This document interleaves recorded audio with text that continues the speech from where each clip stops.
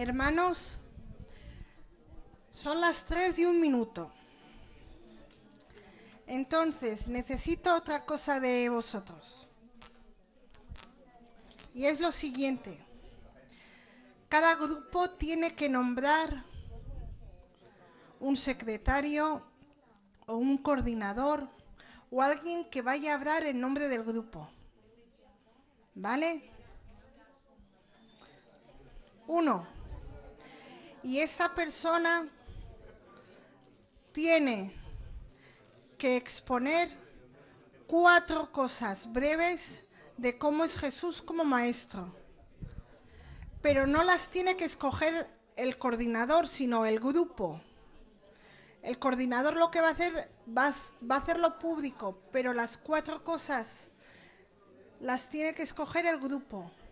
¿Alguna pregunta? ¿Alguna pregunta? Un coordinador.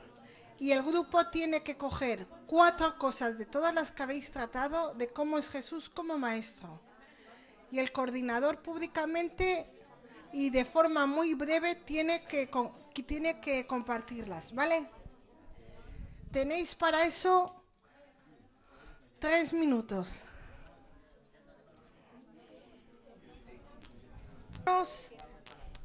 Tengo fe de que en un minuto los coordinadores de los grupos van a estar a mi izquierda, de pie, y todos los demás van a estar sentados en sus asientos como a las 9:30 de la mañana. ¿Sí? ¿Tengo buena fe o mala fe? Buena fe. Pues quedan 40 segundos para que hagáis eso.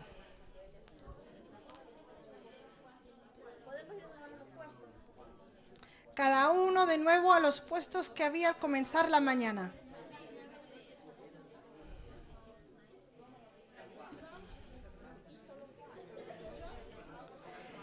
Si en 30 segundos no están los coordinadores aquí, quito puntos al grupo.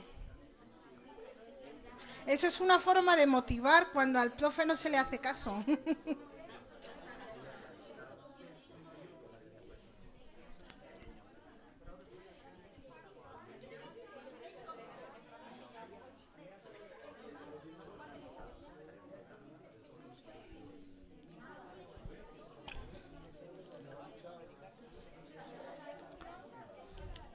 ¿Dónde está el grupo 1? ¿Cuál es el grupo 1? Coordinador aquí, ya. Ya. El grupo 2. Ya el coordinador, cada uno a sus puestos. El grupo 3. ¿Cuál es el grupo 3? El coordinador. Vale, cada uno a sus puestos. Grupo 4, ¿cuál es? El coordinador acá. Grupo 5. Vosotros, aquí, aquí. El coordinador aquí. Y grupo 6. Bien.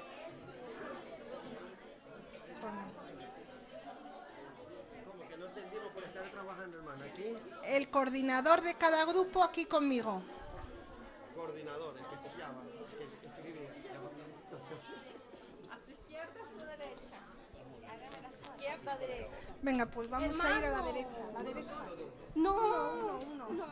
Sí, Y que Claudia, no vamos a sí. buscar los textos. Claudia, sí. Tú tranquila que yo tiemblo. La Biblia. Venga.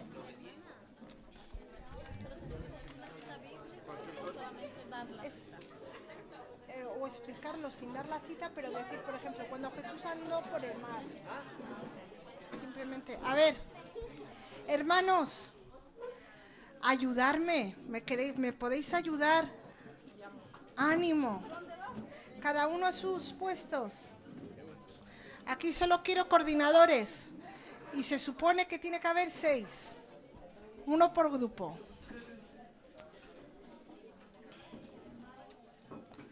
Ánimo.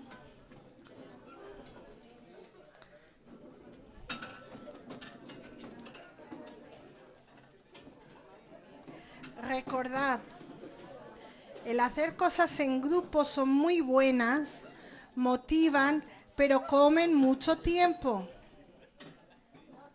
Pero merece la pena trabajar en grupos en la clase. No son los coordinadores. 1, 2, 3. Aquí me sobra uno. 4, 5, 6. Hermanos, hay una leona en mí. Por un lado soy paciente, pero puede ser una leona. Y si no, pregunten al hermano Andoni. Así que por favor, es la última llamada, y estoy seria, que les hago para que cada uno se siente en su sitio. Si quieren hablar, salgan de la clase, pero ahora es tiempo de compartir. ¿Vale? A ver, ¿qué grupo es este? Os sentáis ahora mismo, os quito 10 puntos de la nota. Eso es una forma de motivar. Un poco... A ver, ¿qué tal? Quiero saber qué tal en el examen que habéis tenido. En general, ¿qué tal? Bien. ¿Habéis estado nerviosos? Claro, ahora me parece que los coordinadores es otra cosa, pero cuando lo estabais haciendo. Así que vamos a quitar de la mente la palabra examen, nervio, ¿vale? Recordad, cuando trabajamos en grupo se gasta mucho tiempo, que es lo que está pasando, pero merece la pena trabajar en grupo en las clases, ¿vale? Porque se aprende mucho más. Y voy a dejar de decir vale. Cada vez que diga vale, decirme vea, y así ya a ver si me quito eso de esta coletilla. A ver, vale. Coordinador del grupo 1, 4 cosas concisas y claras que habéis tratado sobre Jesús como maestro.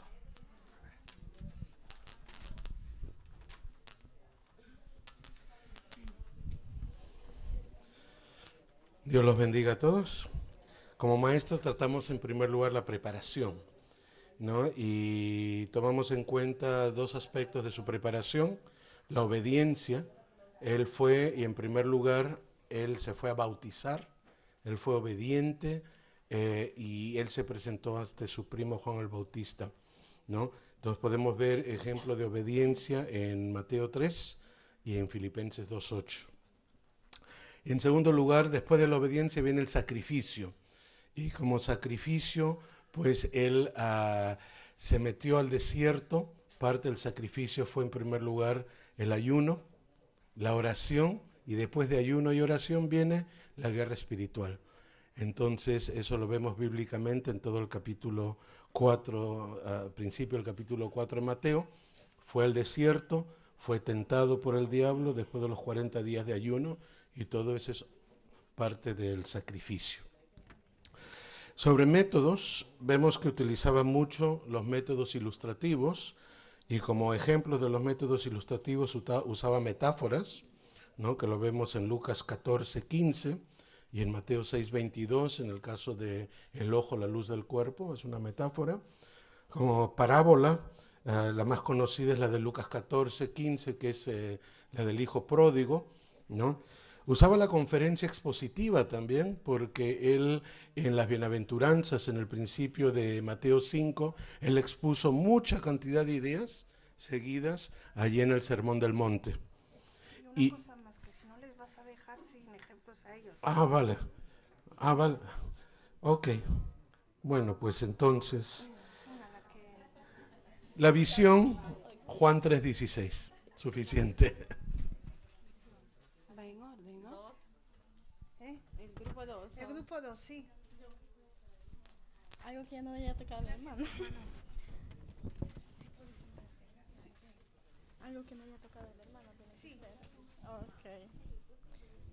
O bueno, no, los 4 que habíais escogido vosotros. Ok. 4 cosas breves, concisas, ánimo. Ok. En Mateo 4:23 dice que él recorría las sinagogas, ¿no? Que él iba predicando y enseñando, o sea, que era un maestro activo, ¿no? no estaba sentado, sino que él recorría, sanaba, enseñaba. Amén. Dice en Lucas 9, 18 al 20 que... Perdón. Más tienes despacio. sí, Ok, disculpen. porque si no, la hermana que está traduciendo, No puede. vamos a tener que decir descanse en paz. Ok. Y no queremos. Lucas 9, 18 al 20. ¿Cómo lo veían sus discípulos? Jesús le preguntó a sus discípulos, ¿no? ¿Qué dice la gente? ¿Quién era él? Y todos decían, no, un profeta, un maestro, pero Pedro le dijo, tú eres el Cristo, el Hijo de Dios. Amén. El 3, ¿cómo se preparaba Jesús? Con oración y ayuno, ¿no? Él se apartaba, dice que dejaba a sus discípulos y se apartaba, ¿no? En Mateo 4, 1 y 2, ahí empezó, ¿no? Dice que se separó por 40 días. Y en Mateo 15, 22 nos dice que el Señor dependía de la palabra y de la escritura del Señor, ¿no? Que era obediente y que recibía sus mensajes de Dios, ¿no? Amén. Gracias, hermana. Yo voy apuntando aquí porque luego repasamos, ¿vale? Grupo 3. Bueno, damos gracias al Señor, hemos trabajado bastante con mis hermanos y la primera característica era cómo es Jesús como maestro. Y hemos buscado 4 puntos importantes, que hay muchos más, y mis hermanos van a leer los versículos. El primero era manso y humilde como maestro. Y mis hermanos me pueden apoyar con un versículo.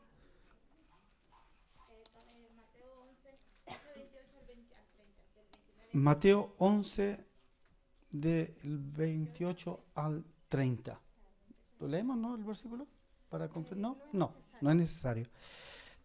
También un buen maestro por amor. Lo mencionamos en Marcos capítulo 11, del versículo del 1 al 11. Tenía una actitud humilde.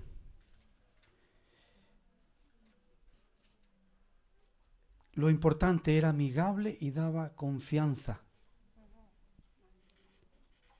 Lucas 10, verso 38. Y sabía planificarse.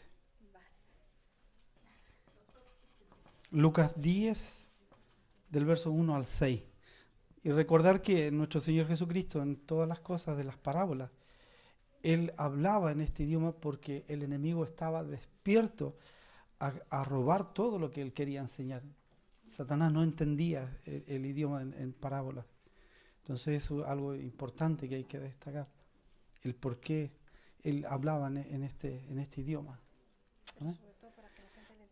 Sobre todo para que la gente le entendiera. ¿Eh?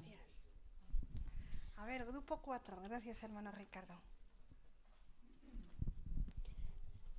Para nosotros, ¿cómo era Jesús como maestro? En la preparación de Jesús nosotros nos basamos en Mateo 4 del 1 al 11, en donde Jesús se preparó por 40 días en ayuno y oración, y ahí se enfrentó a las tentaciones del diablo. Para nosotros es muy importante eso, la preparación. Si Él, siendo Dios, se preparó, cuanto más nosotros no tenemos que prepararnos. Luego vimos cómo era Jesús como maestro, cómo lo veía la gente, cómo lo veían sus discípulos. Para nosotros era un maestro lleno de humildad, de amor, de compasión. Enseñaba con el ejemplo. Cuando esto del ejemplo lo vemos cuando él lavó los pies a sus discípulos, era un maestro que enseñaba con el ejemplo. En los métodos de la enseñanza, para nosotros llegamos de que era un método figurativo. Él usaba lo que tenía en el entorno, las semillas, el agua, las parábolas. Era un método figurativo. Están las parábolas, una de ellas es la del sembrador en Mateo 13, del 1 al 9. Y quiero ver. Sí, creo que sí.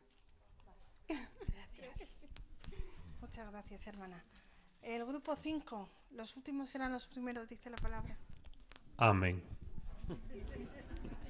Aunque Aunque se hayan repetido no importa, porque yo lo que quiero es saber más o menos a qué dais importancia. Vale, gracias. Bueno, nuestro grupo estuvimos viendo de que Jesús era admirado y predicaba con autoridad, como lo indica en Marcos 1:22. Igualmente coincidiendo con muchos hermanos que se apartaba, y como en Lucas 15:4 también podemos ver como en Mateo 26:36 en el monte de Getsemaní se retiró y le dijo a ellos: quédense aquí que voy a orar. ¿Vale? También podemos ver la forma de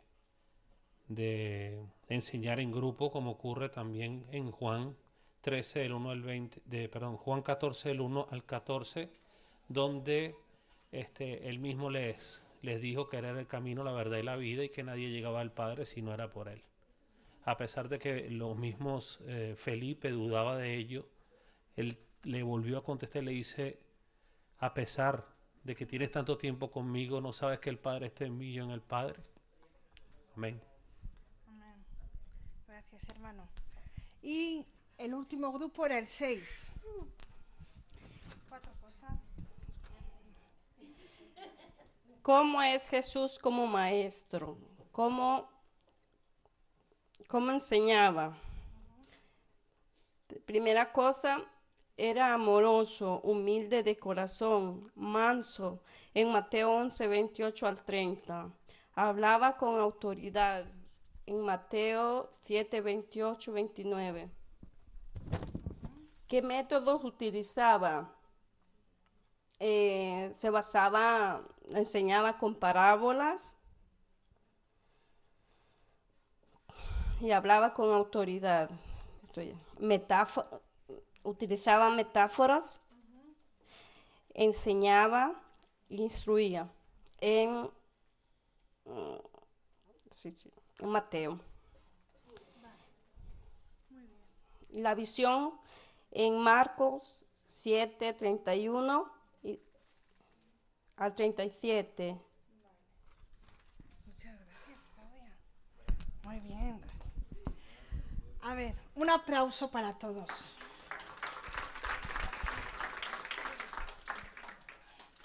Jesús planificaba. En la preparación habéis dicho bastante que se preparaba en oración, en ayuno, refiriéndose antes de la tentación, que se apartaba a orar, también estabais comentándolo. Se retiraba. Necesitamos como maestros tener tiempo a solas con Dios. Si Él no necesitaba, entonces nosotros, ¿no? Mucho más. Era obediente. Tenía amor. Aquí hay más de una cruz. Enseñaba con autoridad. Nuestra autoridad viene de Dios. Y Dios respalda su palabra. Pero no vamos a buscar a Dios para tener autoridad. Vamos a buscar a Dios porque queremos ser buenos maestros de la palabra y porque queremos tener una relación buena con Él. No vamos a ir a Dios como un Papá Noel, ¿sabes? Que voy a buscarte, Señor, porque quiero que a cambio me des esto. No, la autoridad va a venir, pero vamos no a buscar cosas de Dios, sino solamente por amor a Él. ¿Qué métodos usaba? ¿En grupo, conferencia, el sermón del monte? ¿Qué método es? ¿El sermón del monte qué método es? Ánimo. Que esto no puntúa. Conferencia. Un discurso expositivo. Ahora, ¿qué habíamos dicho de ese método de enseñanza? Que era fácil que hubiera viajes espaciales.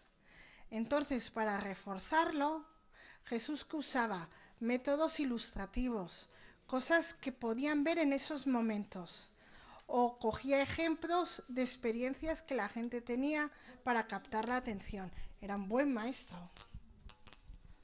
Usaba parábolas, era humilde.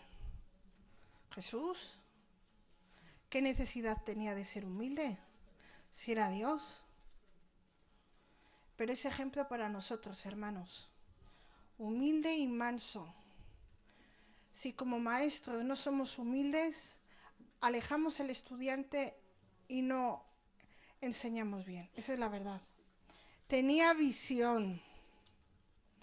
Como maestros tenemos que ver más allá de lo que nuestros ojos ven.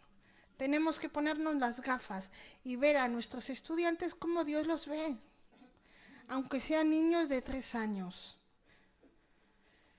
¿Quién sabe si en esos niños pequeños a los que tú estás enseñando hay un futuro pastor, un misionero, un maestro de la palabra, un evangelista?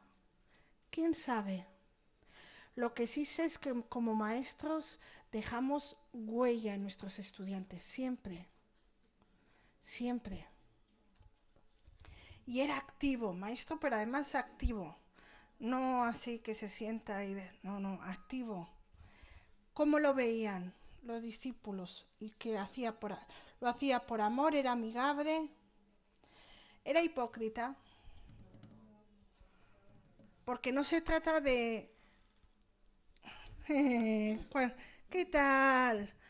Cuando alguien está forzándose a hacer algo que no es, se nota.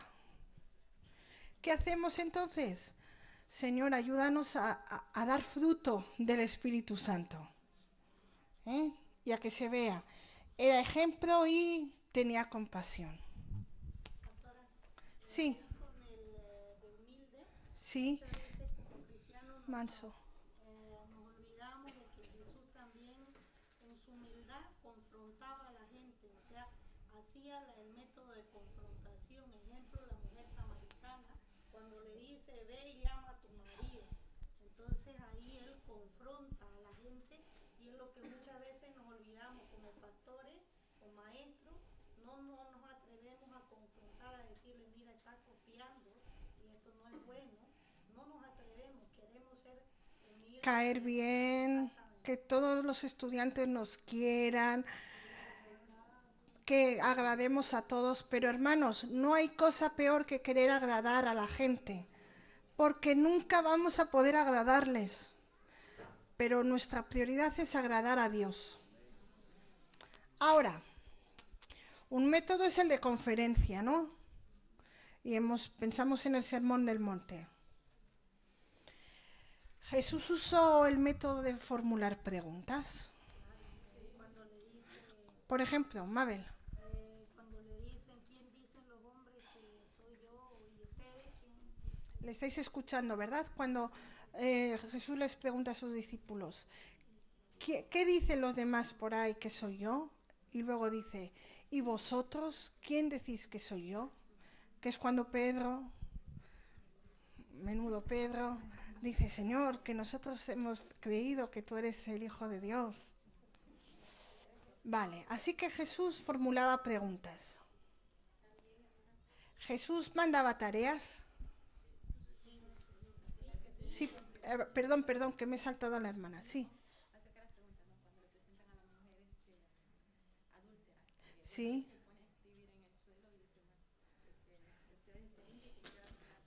Y fija, es verdad, además dice que él no dijo nada y algo escribía.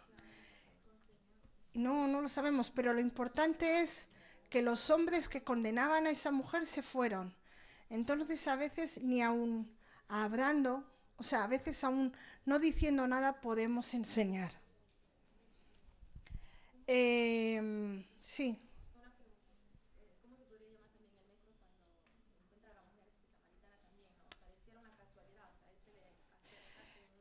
No fue casualidad porque él la estaba esperando. Lo que pasa es que él la esperaba porque sabía que ella era clave para dar testimonio, porque si leemos todo el capítulo 4, creo que es de Juan, al final esa mujer va de donde era y dice, venid, mirad que me ha dicho a mí cosas que nadie sabía, y trae a más gente a Jesús. Entonces hay personas que son claves para atraer a otros al Evangelio. Y en el caso de la mujer samaritana, ella iba ¿a qué? A buscar agua. ¿Cómo Jesús capta la atención de la mujer? Primero, sí, le pide de beber y además dice, este hombre aquí esperando y encima yo vengo y le tengo que dar de beber. ¿Y cómo sigue captando la atención?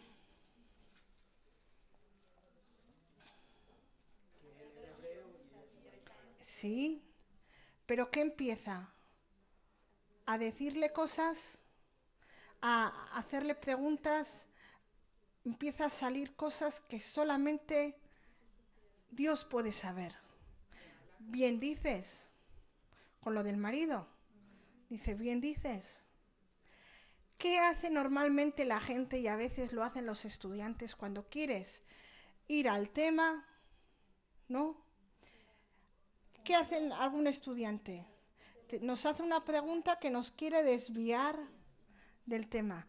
Oye, Jesús, a ver, ¿dónde hay que adorar? ¿Aquí o allí, como dicen los samaritanos? Y entonces Dios nos tiene que dar sabiduría, hermanos, para volver a retomar la clase y encauzarla por donde tenemos el objetivo. Yo digo, Dios te está llamando a la enseñanza. ¿Estás enseñando? Pide el don de enseñanza. Hay don de profecía, hay don de servicio, hay muchos dones, pero hay uno que es el don de la enseñanza y que está en Romanos. Si tú estás enseñando, pídelo a Dios en oración, porque lo necesitamos como maestros. Y cuando pedimos conforme a la voluntad de Dios, Dios nos contesta. No como esa hermana que decía, vea, yo voy a pedir el don de interpretación de lenguas. Y yo, pues, dice, porque como habréis en lenguas, yo quiero saber a ver qué decís. Digo, hombre, eso es ser curiosa, pero el don de interpretación no es para eso. Pero el don de enseñanza, cuando lo necesitamos y estamos dando clase, vamos a pedirlo, hermanos. Yo os animo a pedirlo en oración, porque lo necesitamos para ser maestros eficaces en la palabra. ¿Alguien había levantado por aquí? Creo que ahí también refuerza el plan de realizar un plan de clase, porque él hace una introducción, un cuerpo y una conclusión. Sí, señor. Y luego además, bueno, es que si contesto esa pregunta, en vez de enseñar, empezaría a predicar y no quiero, que estoy enseñando. Sí, y es verdad, hay diferencia entre predicar y enseñar. Ahora, un predicador tiene que ser buen maestro de la palabra. Y un maestro de la palabra tiene que tener corazón de pastor. Es verdad. Y si no, solamente tenemos que fijarnos en Jesús. Bueno, hermanos, vamos llegando al final. Uf, Señor. Por eso he puesto la hora.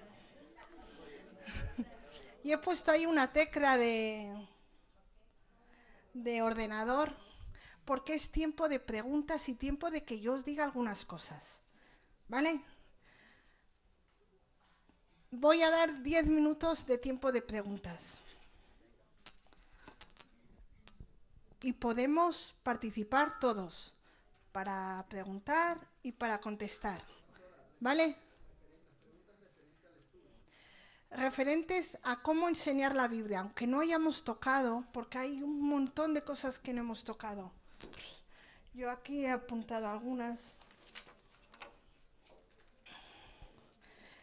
Estaba poniendo, por ejemplo, que no tengamos estudiantes favoritos, por favor. Porque entonces estamos pecando haciendo acepción de personas. Como maestro no debemos de dejar de prepararnos. Es decir, tenemos que seguir estudiando. Si hay un seminario, vamos a aprovecharlo. Si estás en tu casa, haz cursos bíblicos. Aparta tiempo para estudiar la palabra. para estar tiempo con Dios. Si saludas, hazlo con sinceridad, porque si no, es mejor que nos saludes. Es verdad. Dar lugar a Dios en la clase, orar por los estudiantes. No somos maestros 1 hora a la semana, somos maestros las 24 horas del día. Y tenemos que orar por nuestros estudiantes, tenemos que ser personas de oraciones, aplicar siempre la palabra de Dios. He puesto aquí, enseñar no es un derecho, ni una obligación, es un privilegio. Y tenemos que verlo así, un privilegio. Tenemos que tener un sentido de equipo y delegación, y me explico. Tú puedes ser maestro, pero el pastor es el pastor. ¿Vale? Entonces, es bueno tener buena comunicación con el pastor. ¿Me explico? Aquí no somos ninguno llaneros solitarios. Formamos parte del pueblo de Dios y somos un equipo, con una meta en común.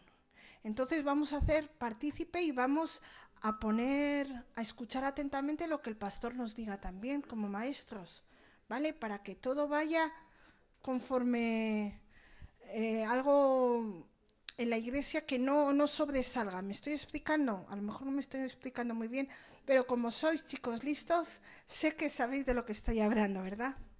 ¿Sí? ¿No? Vale.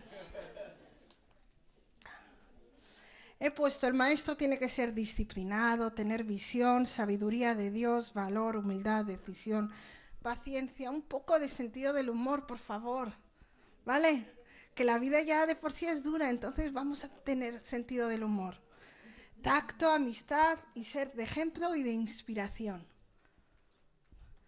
Preguntas que queráis hacer sobre cómo enseñar la Biblia. Si no, yo os lanzo una. ¿Cómo motivaríais a los jóvenes? Si tú quieres hacer cambios en una iglesia, cógete a los jóvenes. Porque los jóvenes son inquietos, no se conforman fácilmente y contagian. ¿Cómo motivaríamos a los jóvenes? Os estoy preguntando ya.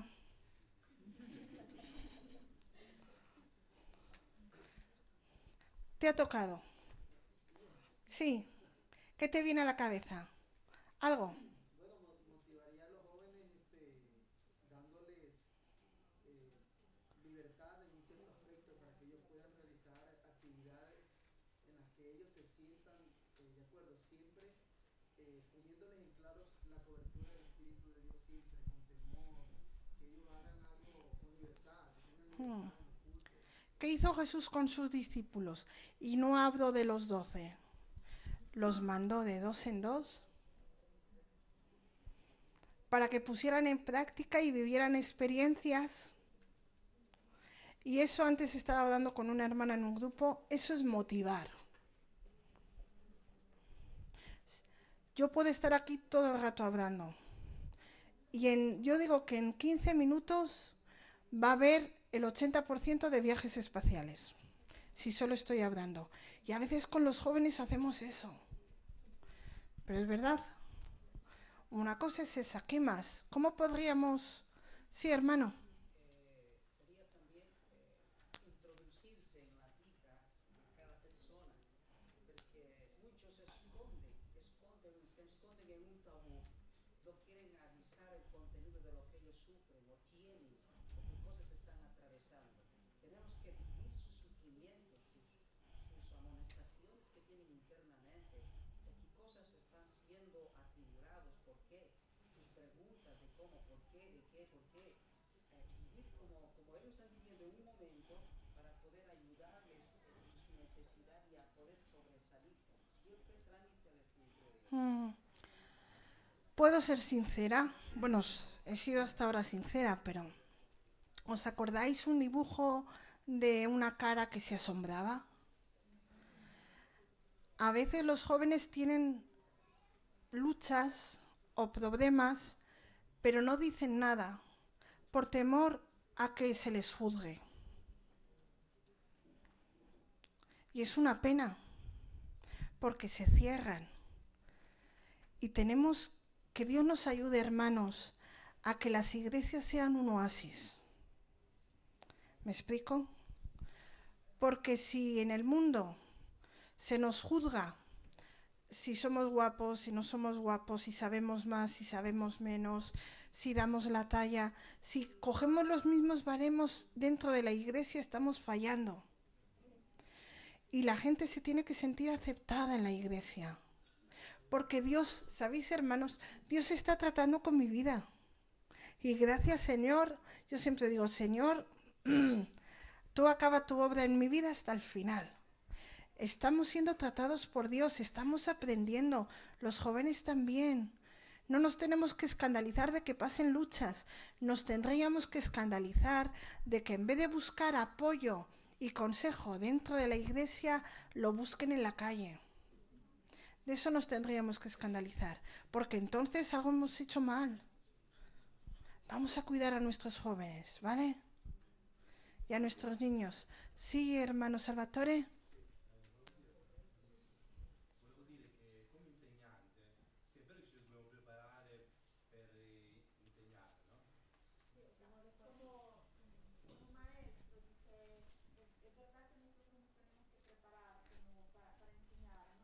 Uh-huh. Però dobbiamo anche pregare che in ogni riunione dobbiamo anche ascoltare la voce di Dio, perché possiamo noi parlare a qualcuno, perché Porque al orar, dice, en cada reunión, debemos siempre estar atentos a escuchar, a oír la voz de Dios. perché ogni riunione c'è sempre qualcuno che aspetta una parola da parte di Dio. Porque en cada reunión siempre hay alguien que espera una palabra de Dios. Perciò contemporaneamente che noi insegniamo, possiamo anche ascoltare se Dio ci dà una parola per un fratello. Ma questa è una cosa che dobbiamo dirla prima a Dio, di rivelarci qualcosa da dare a un fratello o a una sorella. O sea, porque si alguien, digamos, parla, ¿no? Habla. Tal vez habla. Sí, parla, habla. Porque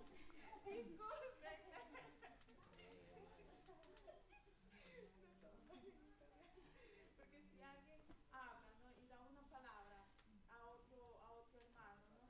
Entonces nosotros debemos tomar esas palabras, no tal vez que vengan para nosotros, pero sí de tenerlas presentes y pedirle a Dios siempre en oración antes, de que nos hable, que sea Él el que nos hable, ¿no?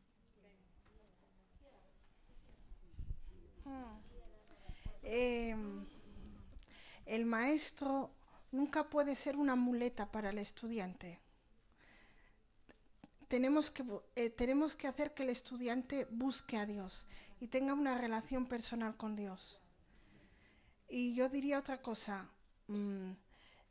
Nosotros como maestros no cogemos y nos vestimos de maestros. Somos maestros las 24 horas del día. Y cualquier ministerio es para servir al otro. No juzgar. Cuidado, ¿vale? Servir. Y yo, ¿sabéis una cosa? A veces los hermanos en la iglesia se sienten solos. Yo siempre oro que Dios nos ayude a hacer amigos dentro de la iglesia, amigos de verdad. Amigos con los que reír y amigos con los que llorar. Y como maestros, ojalá podamos tener comunión unos con otros y buscar el apoyo en oración, porque a veces estamos desanimados.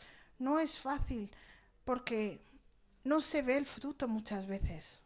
A veces el fruto es a largo plazo. Pero si sabemos que estamos haciendo las cosas conforme a la voluntad de Dios, eso tiene que bastarnos. Con la pregunta que usted hizo, me hace otra pregunta. Ahora, en el tiempo que estamos ahorita, la juventud vive en confusión. No sabe lo que quiere ni lo que va a alcanzar. Muchas veces nos esforzamos a quererlos llevar a seguir los caminos de Dios. Afuera también se les ofrece tantas cosas. Y ahora también que han nacido las iglesias libres, digamos. Entonces ellos se encuentran en una confusión. No hayan en verdad cómo seguir adelante. Y si una manera para motivarlos en esa confusión que ellos se encuentran actualmente. ¿Cómo podremos motivarlos?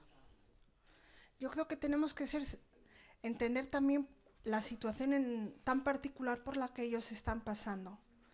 Hace años era difícil ser creyente y joven, pero ahora todavía mucho más. Tienen más presiones, tienen más libertades en el mundo y tienen más tentaciones. Yo solamente quiero decir 2 cosas sobre esto. Dios quiere ganar a los jóvenes. Cuando ganamos, porque lo gana Dios, no nosotros, pero me entendéis, ¿vale? Cuando ganamos un joven para Dios, un joven que se convierte,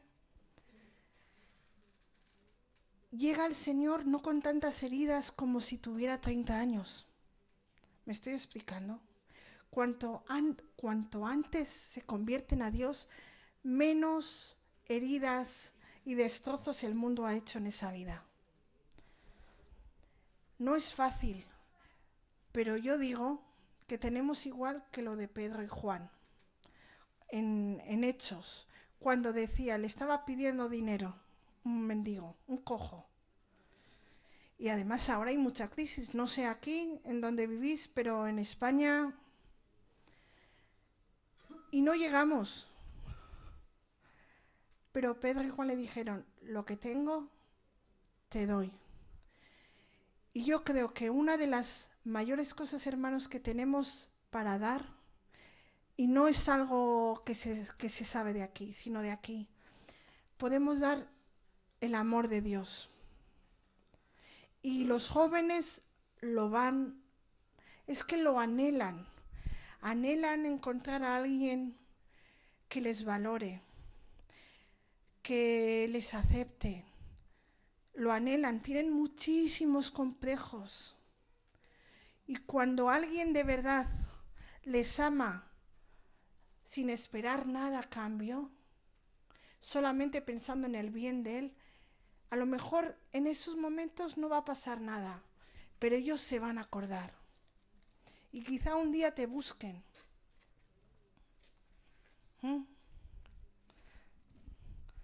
Pero no es fácil, pero tenemos el amor de Dios, no nuestro amor. El amor de Dios, desinteresado, sin juzgar. A veces queremos convertirlos antes de que vengan al Señor. ¿Puedo ser sincera? No, es que tienes que dejar de hacer esto y esto otro y esto otro y esto otro. Perdonad, ahora estoy predicando. Pero es verdad, es que eso lo va a hacer el Señor cuando se entreguen. Hay toda una vida de transformación delante de Dios. Lo que hace Sí. mucha falta es que a veces, como decía el hermano, la necesidad del joven ahora no la pueden suplir muchos maestros de iglesia por causa de que no salen del tabú, todo es espiritual y nada se atreven a hablar de lo que es el sexo, el noviazgo, no se atreven y eso lo dan en la información. Pero perdona, imagínate que yo soy joven y yo tengo luchas de esas. El sexo. Por ejemplo, si a mí se me escandalizan en la iglesia, yo voy a ir al mundo. Exactamente.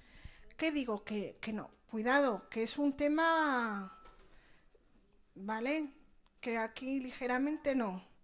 Pero quiero decir que tenemos que tratar temas con ellos. Yo antes estaba comentándolo con una hermana.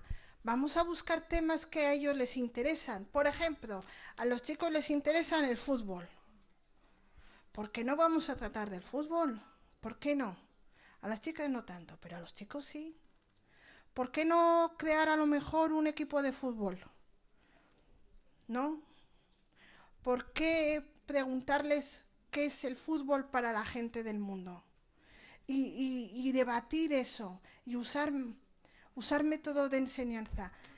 Es que como hagamos cultos de jóvenes, y ahora sé que me estoy metiendo en un terreno peligroso, pero como a lo mejor ya no nos vemos, sí.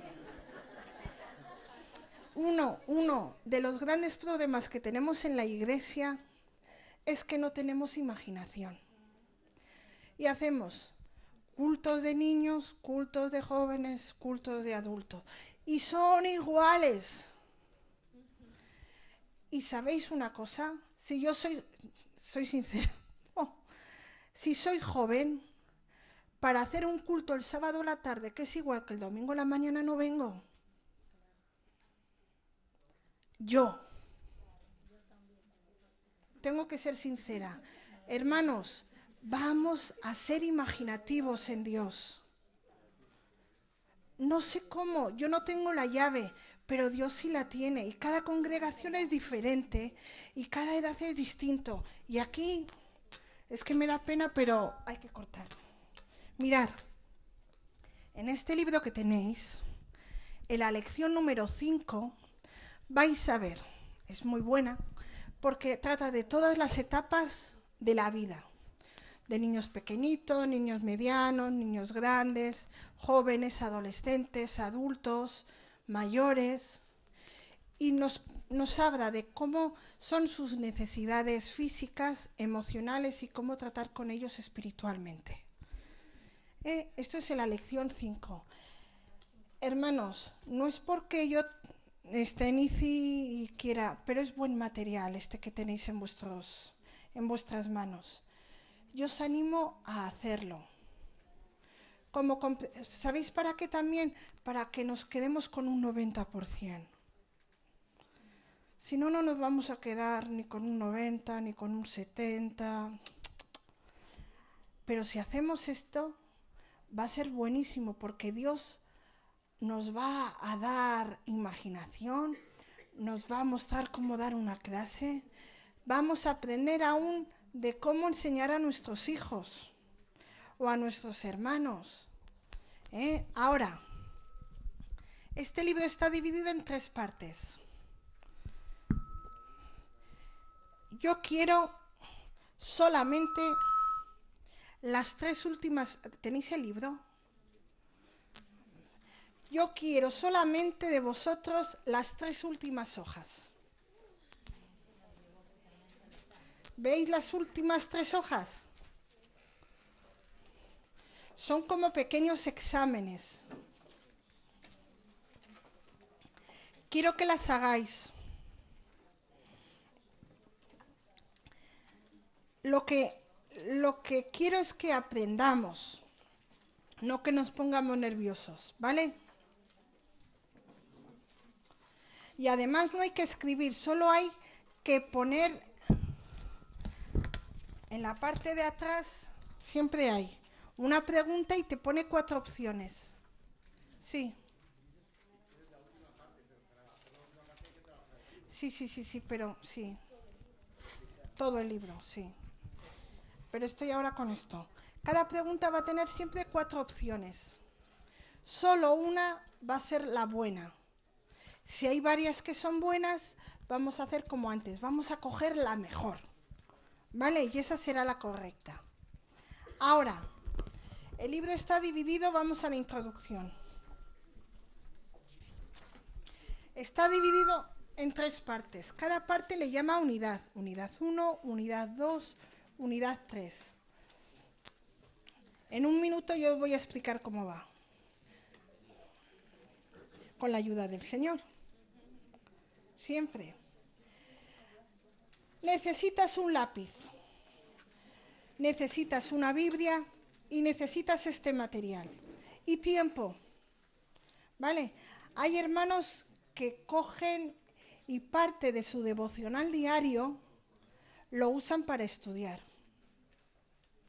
Hay otros que no, pero yo te estoy dando ideas. Otros hacen esto en el metro, porque no hay tiempo. Tú te coges un lápiz y una goma y vas leyendo y contestando, porque hay preguntas que contestar cuando estás haciendo la lección, ¿vale? Al finalizar la lección hay como un autoexamen, es decir, es como examinarte cuánto has aprendido de esa lección. Tú lo haces. ¿Las respuestas dónde están? Al final del libro. Pero vamos a hacer el autoexamen sin mirar las respuestas, ¿vale? Pero luego tú vas a ser tu propio profesor y te corriges y dices, anda, esto lo he hecho mal. Cuando acabamos la primera parte del libro, vais a ver que dice, ahora haz el pequeño examen que hay aquí. Están las preguntas, pero nosotros solo necesitamos para corregir la hoja de respuesta. En la primera página de este libro, a la vuelta, aquí arriba, está la dirección de la universidad. ¿Lo veis? A esta dirección tenéis que mandar las 3 hojas de respuesta. Si hay alguna pregunta que no entiendes, escribe por email. Prometemos contestar. ¿Vale? 100% no somos perfectos, pero ahí tenemos varios hermanos que se ocupan de ello. Estamos para animar, para ayudar, y yo os digo que si no hacemos esto, va a ser una pena porque vamos a cojear. Es que esto nos va a dar ideas, nos va a ayudar. Vamos a conocer mejor al estudiante, nos vamos a conocer mejor como maestros. Y vamos a conocer mejor a Jesús como maestro. ¿Alguna pregunta? Bueno, pues entonces me despido. Solo una pregunta. Creo Que me vais a hacer llorar, que estoy muy sensible. faltaba esta pregunta. ¿Qué pregunta, hermano? ¿Tendría que influenciar mucho, si nos puede decir cómo debe ser la vestimenta del maestro, o no influencia en nada? Vale. Sobre la vestimenta, yo diría, vamos a vestir de una manera que no escandalice y que tampoco llame la atención. Sí, decorosamente.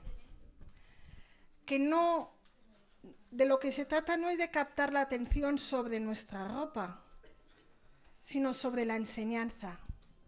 Entonces vamos a vestir de una manera sencilla, pero también digna. No vamos a ir con bañador a dar escuela dominical. Yo lo he visto. Pero ¿por qué no vamos a ir con bañador? Porque enseñar es un privilegio. Y si merece la pena hacer algo para Dios, merece la pena hacerlo lo mejor que podamos, ¿no? Y como somos ejemplo, vamos a vestir de manera modesta, pero bien. No en plan eso, con un bañador y una camiseta. Yo te diría que cuidáramos, pero tampoco nos vamos a ir al otro extremo de ir... Vamos, yo no iría a dar clase a niños de 3 años con corbata si fuera chico. Por ejemplo, ¿vale? Tampoco vamos a ir vestidos como los niños de 3 años, pero hay un término medio, ¿me explico? Pero vamos a ser buen ejemplo, porque podemos ser mal ejemplo. Vamos a ser ejemplo en todo, hermanos. Y no temas, no te eches atrás diciendo, ay, Señor, no voy a ser capaz. Vuelvo a repetir, tú y yo con Dios podemos todo lo que Dios nos pida, porque Él nos va a capacitar. ¿Alguna cosa? Me despido si no me cortan la cabeza. Y todavía quiero que el plan de Dios en mi vida finalice. De corazón, que ha sido un privilegio, de verdad, ha sido un privilegio estar con vosotros. Me siento, no sé vosotros, pero yo voy llena, me voy edificada. Gracias por vuestra atención,